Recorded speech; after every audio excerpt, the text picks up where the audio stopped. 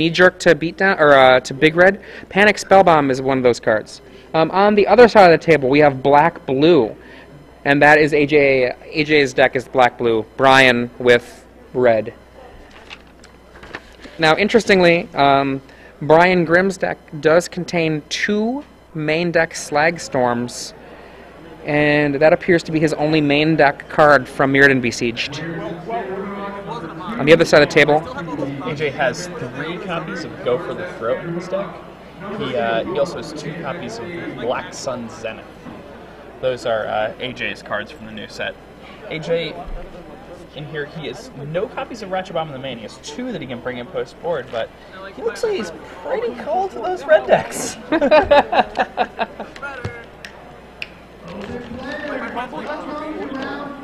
So, one of the things that's actually pretty exciting, Brian's deck has 4 seismic shutters in the sideboard. What do you think that's for?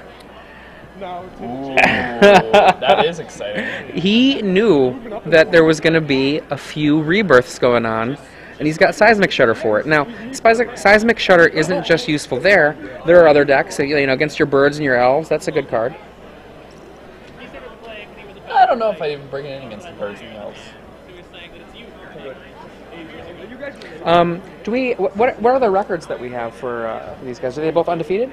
So yeah, we got 2 4-0 players here. Brian Grimm undefeated with this mono red deck, which looks kind of a not exactly big red, but on that's way up. It's big cards being 4 Kargan Dragon Lords, 3 Spike Shot Elders, and 3 Koth. And then what would you say about this black blue deck? Is it basically pretty traditional, other than the upgrade with Go for the Throat? Yeah, it looks like he looks like he made it this morning from the way it's written down. One could easily be confused and think he was trying to play 21 copies of Disfigure here. But yes, it's very traditional. He's playing 7 Jaces in his deck. He has 6 Jaces in the main alone. He has 2 Jace Bellarins and 4 copies of the Mind Sculptor. He has yeah, like I think that one of the things that you know, with 6 Jace, he's really prepared to fight control decks.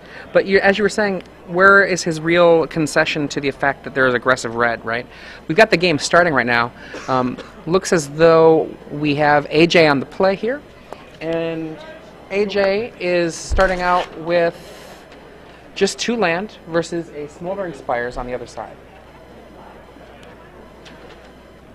This opponent's going to play an Ember Hauler here and pass the turn right back. Oh, he plays a Bushwhacker and just gets in for 2.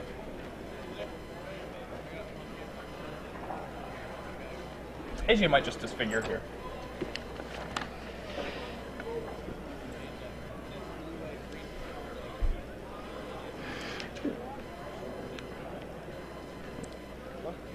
So AJ actually to kind of think about that play.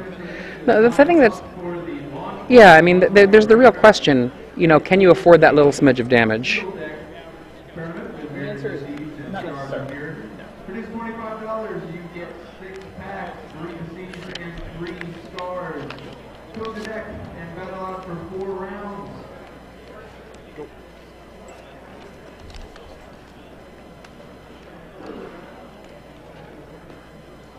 So one of the things I have a question mark with regards to this deck is Panic Spellbomb. Now, his deck is low on the curve. Goblin Guide, Spike Shot Elder, Bushwhacker, and then pops up with Dragon Lord, Ember Hauler. And then, you know, at the same time, the Panic Spellbomb, expending mana to do the Smoldering Spires effect it's actually a big deal. Now, you are making your deck smaller, but I guess I'm kind of curious. I mean, maybe Panic Spellbomb is totally fabulous in this deck, but I want to see it play out. I'm just, I'm curious. I don't know. I think it's pretty disappointing because I tried it in the Kadaltha Red deck, which wants to find room for more artifacts for its Kadaltha Rebirth. So it seems like it would just be ideal there that you could like pay 1 red when you wanted to and draw a card. Like otherwise, so you could just sacrifice it to the Rebirth. You could actually use its effect sometimes, and it was terrible. So if it's not good in a deck like that, I don't think it really. Yeah, I mean, I know. can't say I'd think it would be good here. I know that in my deck, my red deck is a bigger red deck than this. It's actually like a pure slide deck.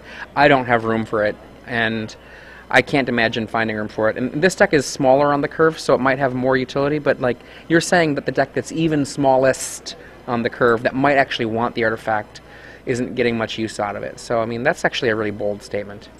Right now we've got 5 mana versus the 6th mana now from AJ. There's really not much action. AJ is at 16 life. He's got a bunch of lands in play versus, you know, essentially a board of nothing. This is a great position for AJ. At this point, for him to have things go awry, it's going to have to be some really big plays, like a Koth of the Hammer followed up that's unanswered, followed up by something like Dragon Lord that's unanswered, which seems unlikely. Brian Grimm is playing fairly well. He's playing around the Lightning Bolt there. Now, They're playing around the mana leaks. AJ's control cards here in terms of counterspells are 4 mana leak and 1 cancel. So in this first game, I mean, playing around mana leak is totally reasonable, but you know, you still have to get something going. Bushwhacker, I mean, you can pretty much let that hit. That damage is not particularly significant at this point in the game. Yeah, I mean, if he has the instant speed removal spell, though, it's probably worth it to use it. It's going to be an extra 1 damage every turn for the next. Well, he's got a creeping tar pit in play, though. So as a result, that's true. If he taps the mana for creeping tar pit, though, he puts himself in a position where like he may not have mana leak up. I mean, right now he has, what, 7 mana? I can't quite tell. It's slightly off the bottom of the screen, but I think that's his 7th mana. Okay, so maybe I'm wrong. Maybe the creeping tar pit just... On the other side of the table, this is actually something I do find interesting about Brian Grimm's deck. He is running 4 Tectonic Edge. You can see the 1 in play, which actually makes that creeping tar pit as an answer not particularly effective. And I wouldn't be surprised if... Is that a go for the throat right there? It is. Yeah. I wouldn't be surprised if he activates his tar pit, lets it get Tectonic Edged, after it's edged, then goes for the throat. What does he do instead? He actually kills one of those land, making his mana leaks ×2 slightly better. That makes sense. Now, he does have Wormcoil Engine ×2 in his deck, which is going to be something he's going to be really hoping to draw into. A go from AJ.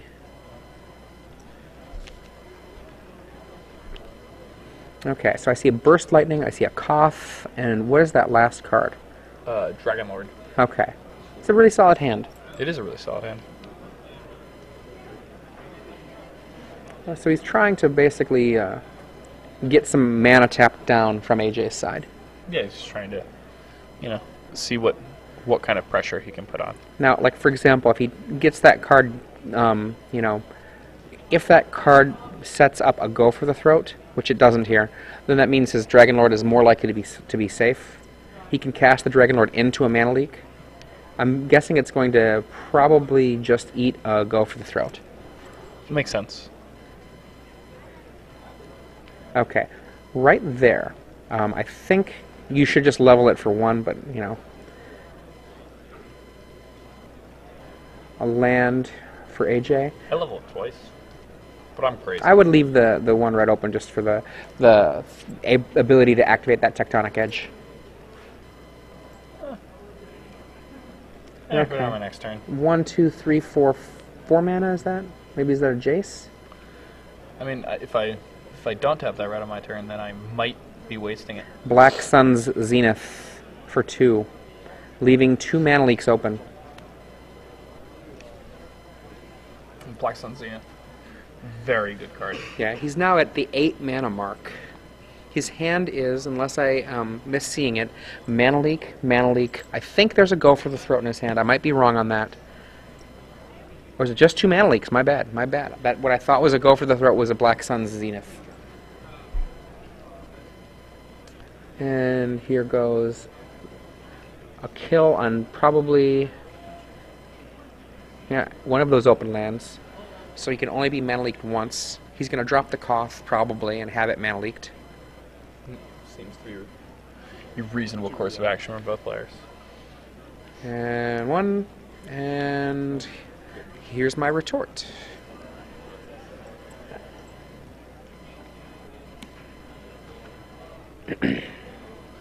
I like that. That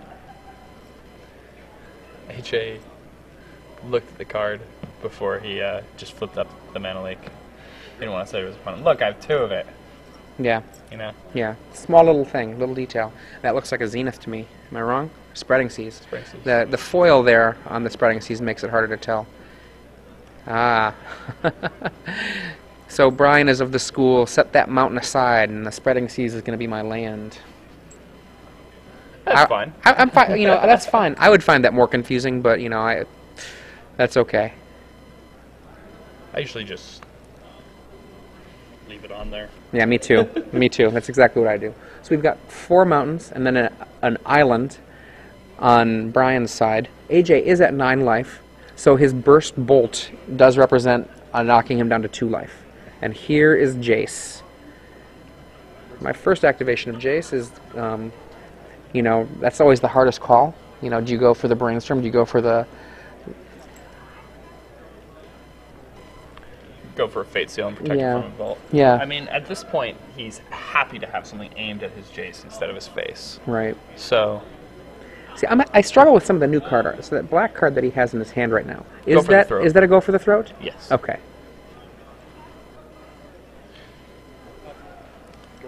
It's, you can tell by the art where someone is being stabbed in the throat. Right. And he goes burst with kicker. Mana Leak.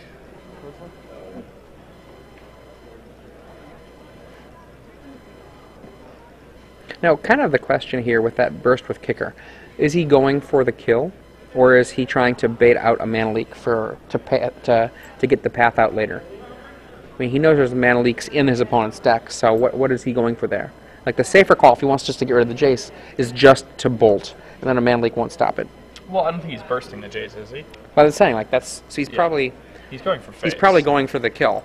Yeah, yeah. He must be. Okay. And now with the kill out of reach, I think he's going to untap and cast Lightning Bolt to kill the Jace. What was that he just drew? Slagstorm. I love Slagstorm. I don't love it here, though. I don't mind using it. Kills the Jace.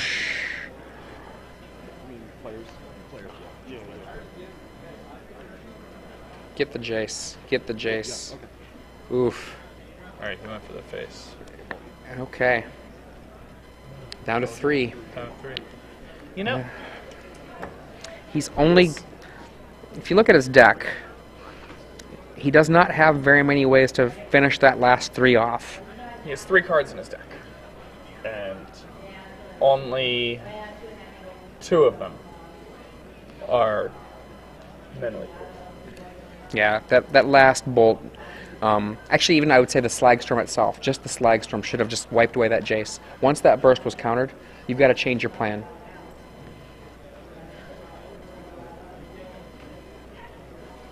AJ feels comfortable enough now to lose a life. That's a huge deal. You know, that makes Brian Grimm have 5 outs instead of 2. That's true. The bursts are now bigger outs because they can be cast through a mana leak now.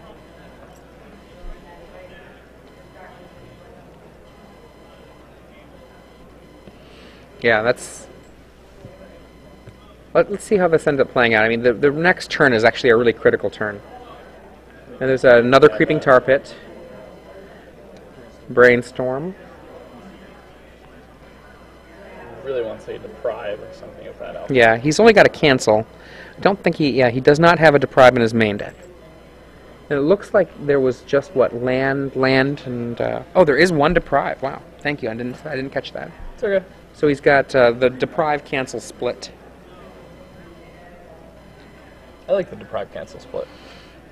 I actually don't like Deprive very much right now, though.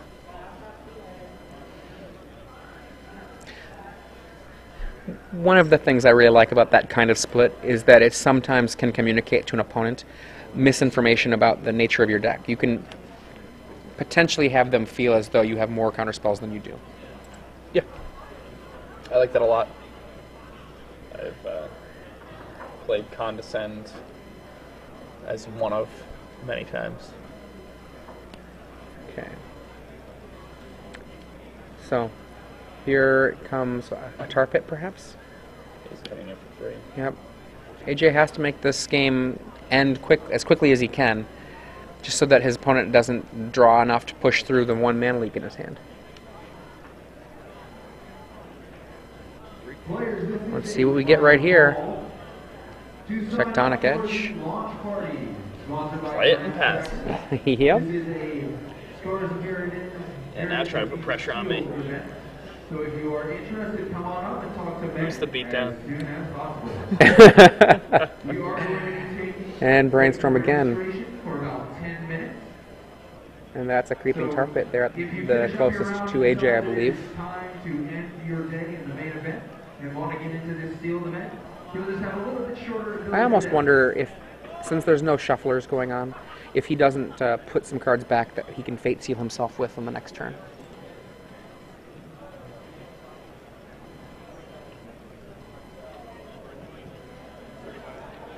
I mean, it's still just I know it's better to draw the card. That's true. That's true. It's the same depth. It's the same depth. Yeah. Because at this point, his life total is so low that he would actually just die. Ember Hauler. That'll kill him.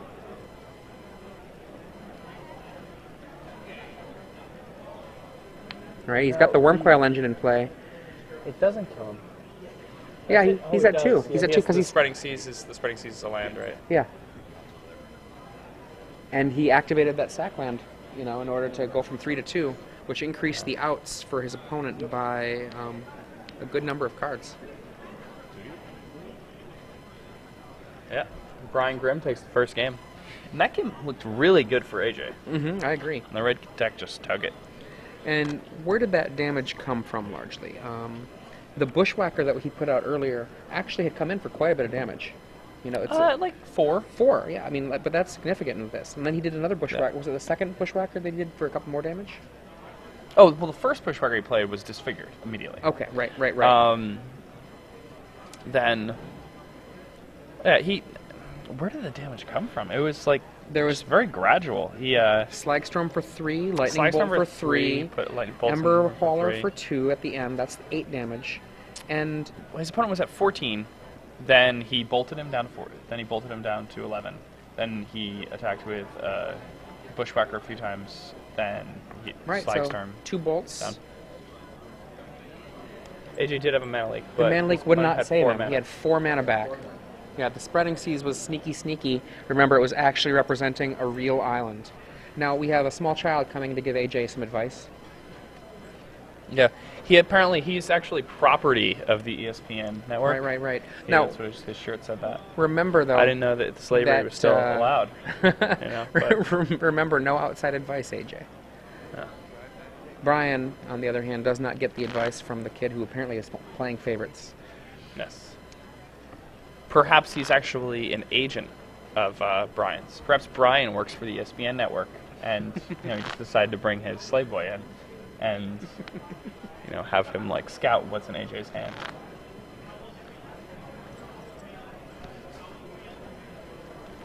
From the sideboard, AJ has access to more Disfigures, to Flash Freeze ×4, and 1 Vampire Nighthawk. I like Nighthawk. I think Nighthawk's really good at AJ's deck, because AJ's deck has so many Disfigures, and it's a way to actually win when you have the cards like Black Sun Zenith and things like that. Like, it works well with those types of cards against the red decks. The thing is, though, Nighthawk is much better out of a deck that can also cast cards like Arc Trail. Right. On the other side of the table, it strikes me that Brian Grimm has access to 3 Goblin Rune Blasters, and he might even bring in Dread Statuary here, potentially. What do you think of him having Red Sun Zenith as a card to bring in? I don't know that I like it, but I mean, it's another burn spell that can finish off the game, right? He can get his opponent to 8, and let's say it goes to a long game, and then just be like, well, hit you for 5, and it might not work, but it might, too. He doesn't always have an opponent with a counterspell. Yeah, And I mean, he only has card to 22 lands in his deck, though, and 4 are Tectonic Edge. Brings in the 23rd land with that Dread Statuary. Yeah. No, I mean, that's reasonable.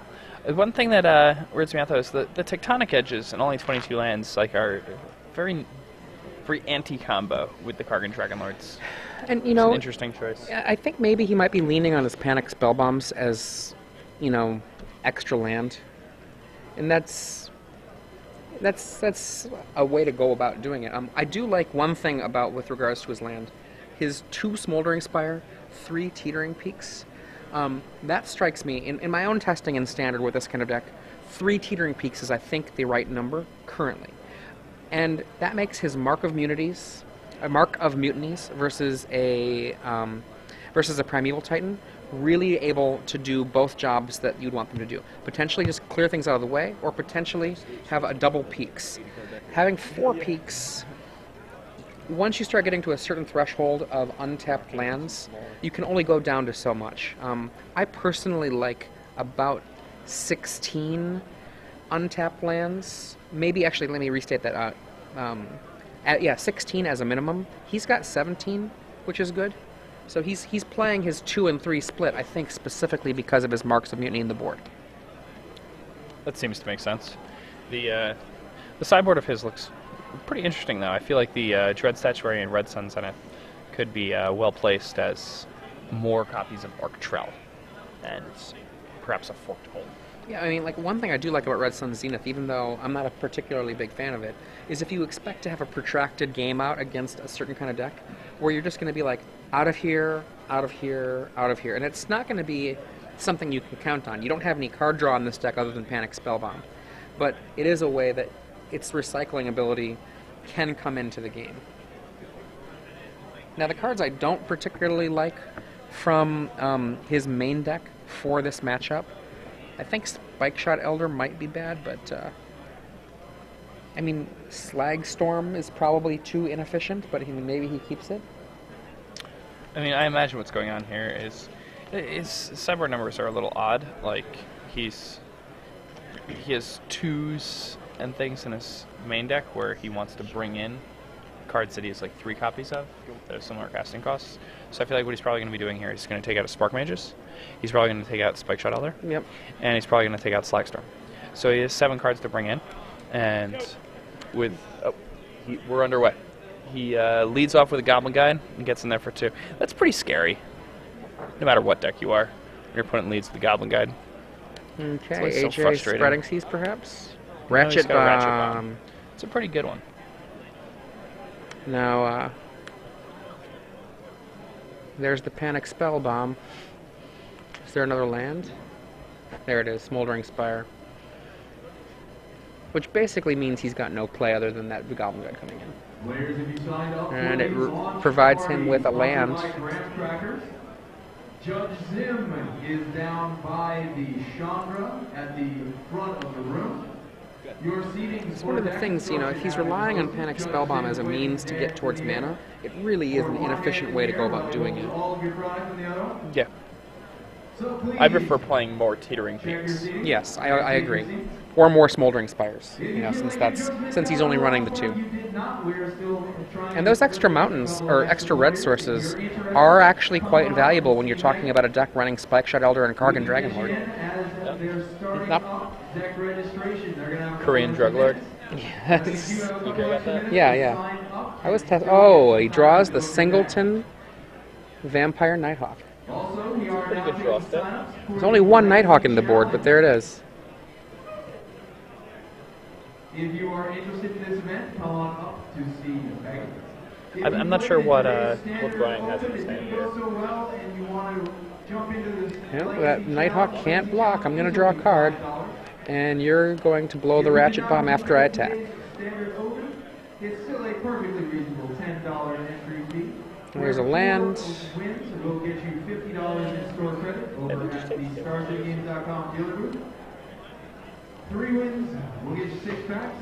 And Down comes a Spike Shot Elder. Yep. So those are still in his deck. So it doesn't seem too unreasonable for me for this to still be in. His sideboard doesn't really have the 7 cards he wants against this type of matchup. Like he has Slagstorm, Cutting Spark Mage, and Spike Shot Elder in the main. So a good way to build sideboards is often to take out cards, and that's how you decide what cards to bring in. Preordain. Here we have again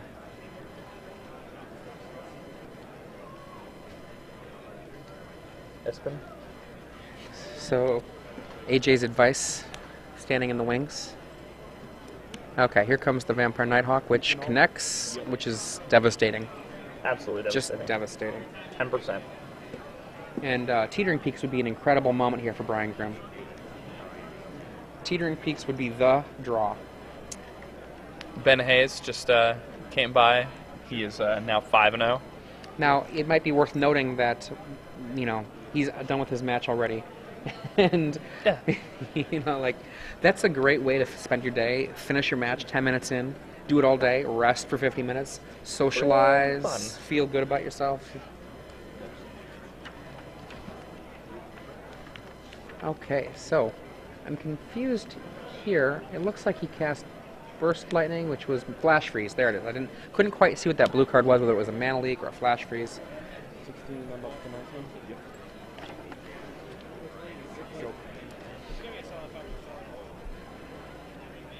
Okay, so on the other side of the table right now, an untapped blue player with some land, go for the throat,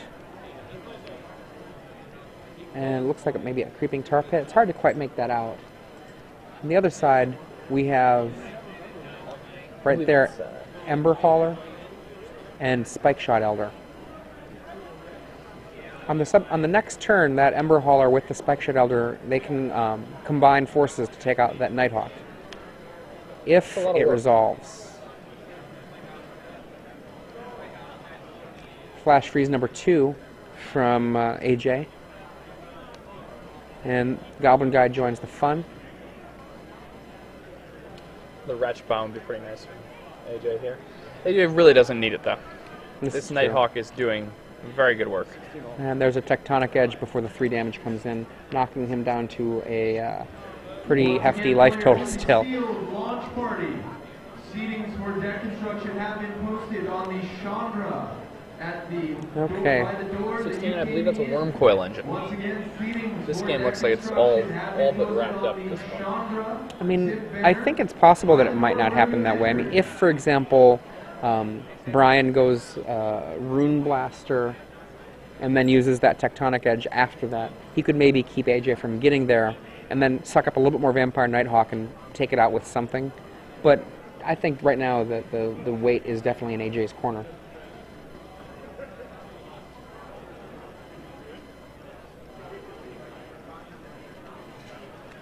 So, AJ's just playing a land and passing Attack. the turn. Doesn't have much to play in his hand. Again, that's a 4-point swing every time that turns sideways. And it's also a flyer. Nighthawk is such a powerful card. I mean, I actually care a little bit less about the swing when it comes to this matchup, and a little bit more about how it effectively is eliminating the Goblin Guide. Second Goblin Guide comes out. Providing him with a card draw engine. all at Exactly. once. Tectonic Edge hits another land, just trying to slow things down. Third Goblin Guide. Oh. Wow. One land. Disfigure. Disfigure. Shows it twice. He's required to. That's the rules.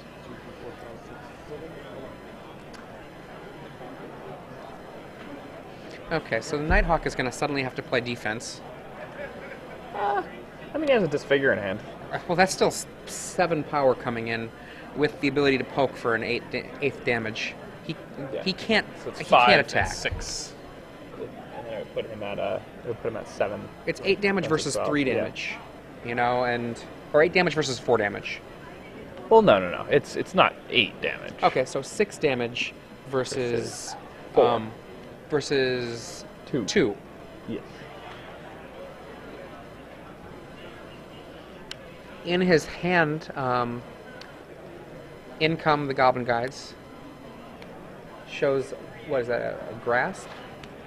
Block. This time he only shows it once, not 3 times. He's going to lose his Nighthawk to that Elder.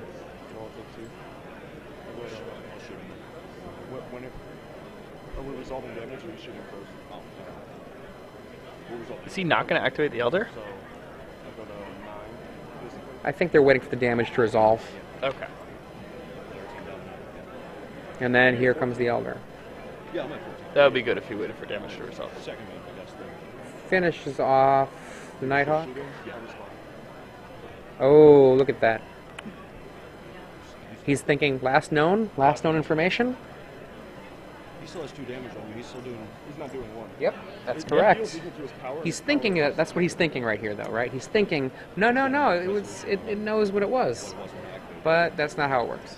What? Well, I believe what happened is Brian Grimm tried to use the Spike Shot Elder's ability, targeting the Vampire Nighthawk before damage had resolved. So AJ decided to kill the Goblin Guide before the Goblin Guide dealt No, damage. no, because the Spike Shot Elder's dead. And you only played 1 disfigure? You didn't put 2 disfigures or something? Just 1. Worm Coil Engine.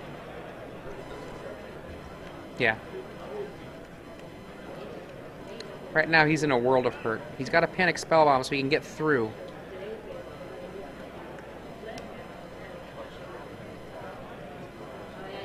Oh, last known information is -1. Right, exactly. That's our judge, Rashad Miller, making sure that things are confirmed. But what happened there, when I was seeing, was that when Brian was re-emphasizing, he was thinking to himself, no, last known information, it's dead, but it does its damage. And then AJ was saying, yeah, it's dead because it was -1, so that's how much damage it's going to do. And the Worm Coil is enough for Brian Grimm to pack it in. Panic Spellbomb did not reveal anything of use. Oh.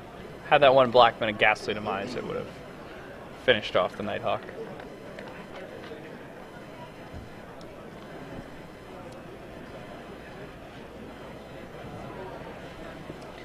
Now, if we imagine that game were to be without the Nighthawk... Yeah, I mean, completely different game. Yeah, without the that's a Nighthawk singleton there, too. So this is Adrian Sullivan here with Star City Games Live, bringing you live coverage of the Indianapolis Standard Open Series. And I'm Jacob Van Lunen. Currently we're watching a match between Brian Grimm and AJ Sacher. Brian Grimm is battling with a mono-red aggro deck. It's not the Kandaltha red version that we've been seeing this weekend. AJ is battling with a pretty traditional blue-black control list. Right.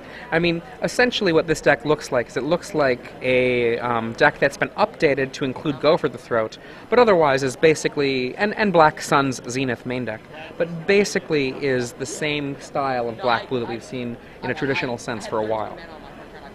The sideboard also doesn't really do anything to change the essential character of the deck.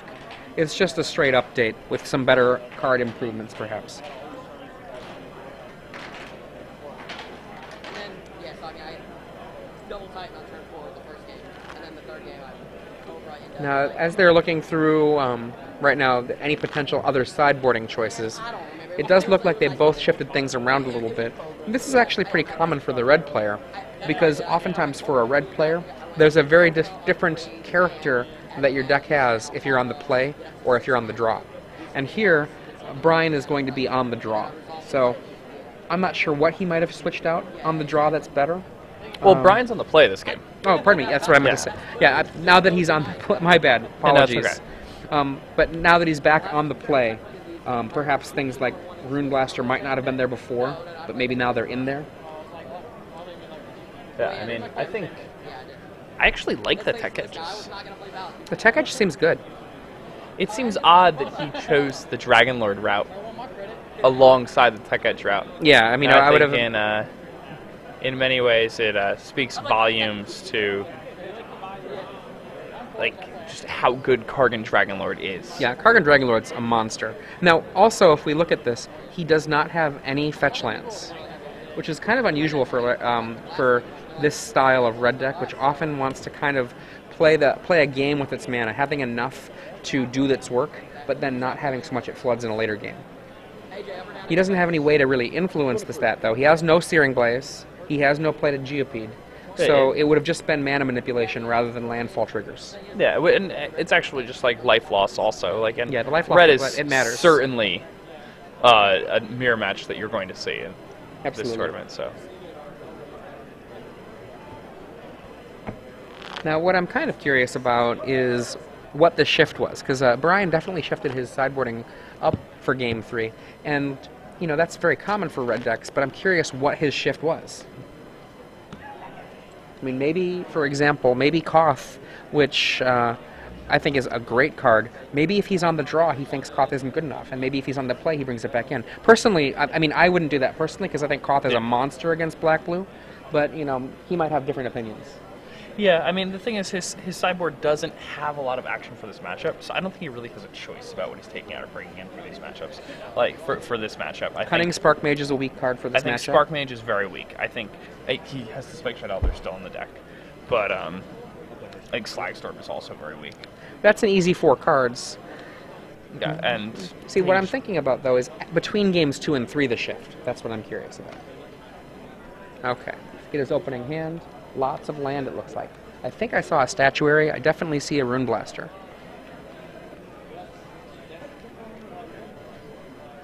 The 5 lands, including a Statuary and a Smoldering Spire, alongside an Ember Hauler and a Goblin Rune Blaster. I love Ember Hauler, by the way. That guy is a really good monster. Brian shows very good discipline. Ships that one back. Absolutely fair. I mean, he needs action. Like, if he drops an Ember Hauler on turn 2 and it's answered by a Disfigure, a Go for the Throat, or, you know, basically... Yeah, then he's not doing anything till turn 4. Yeah. The game's over. On turn 4, his opponent can just cast a Mana Leak, and then, or Flash Freeze, and then have it be, you know, no gas.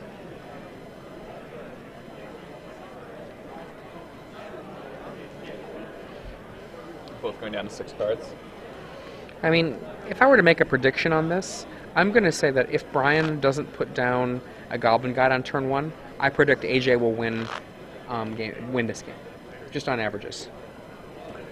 That seems reasonable. It's kind of how, like, the blue-black control versus mono-red goes post-board. Turn 1 Goblin Guide in the play is vicious, though. Especially vicious if he has 2 and a Teetering Peaks. I mean, I guess I look at this style of red deck, and I think that this style of red deck, if it had different weapons, because it starts with Koth, so Koth is a great weapon for this matchup. But if it had a little bit more cards that were along that end, I actually view it as an overwhelmingly favorable matchup for red. Whereas the way he has it built, I think if he doesn't have Goblin Guide, I think that it's going to be AJ's game. Yep. Is Spike Shot Elder.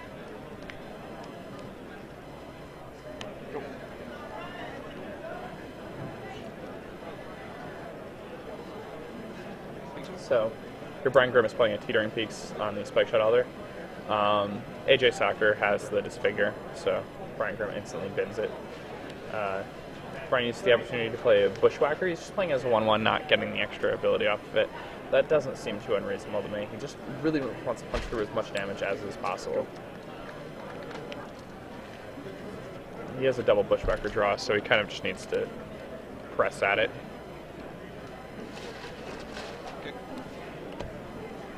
There's another Bushwhacker, gets Flash Freezed. He's going to get in for 1. He passes the turn without attacking. It's interesting. I think he's probably at this point like nervous and or frustrated. He's resigned to his fate.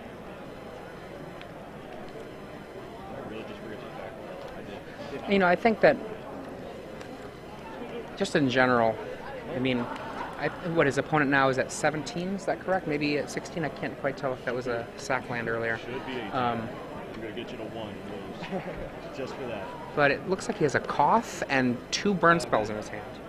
Yeah, and AJ is still at 19. AJ is just solid dominant lead. Bolt to the face at extraordinarily early stage of the game. Nick Smith, James Rock, please come to the Now these players do not have access to each other's deck lists, so he can't know that there aren't more copies of Vampire Nighthawk. Go ahead.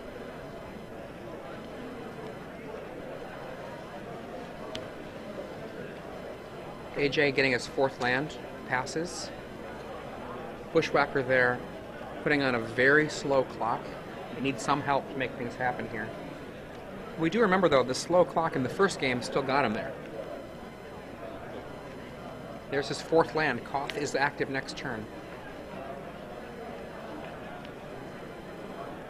and AJ does not have a 5th land. That could be right there, if this Koth resolves. Do we know if AJ has a counter in his hand? I can't see his hand right now. Test it out, see if he's got it. All in. Is it there? Yep. And the answer looks like no to me. Taking up the 4. And that might be it. That is a huge deal.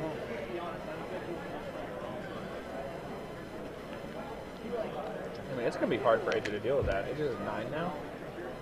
That's it. He did not draw a land again.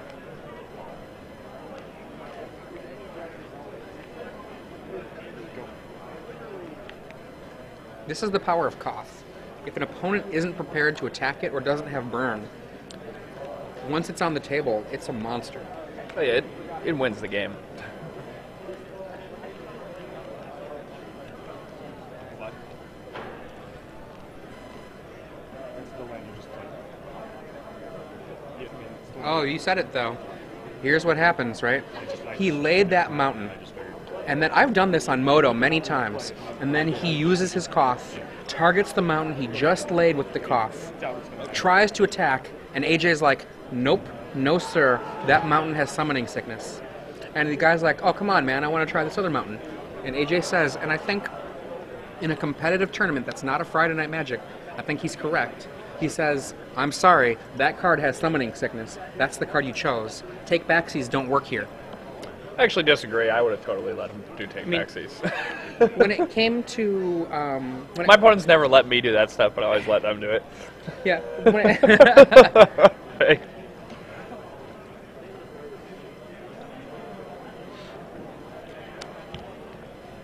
I'm more saying that I don't...